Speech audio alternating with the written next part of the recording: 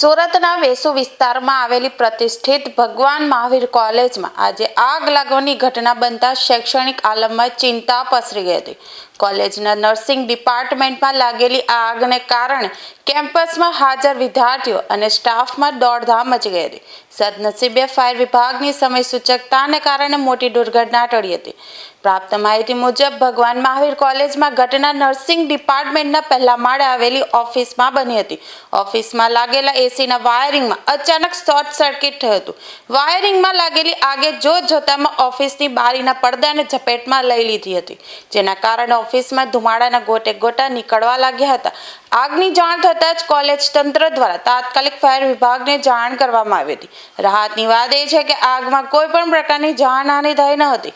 જે સમયે આગ લાગી ત્યારે ઓફિસમાં કોઈ હાજર ન હોવાથી મોટી હોનારત ટળી હતી. જોકે આગમાં એસીનું વાયરિંગ અને ઓફિસના પડદા સળગીને ખાખ થઈ ગયા હતા.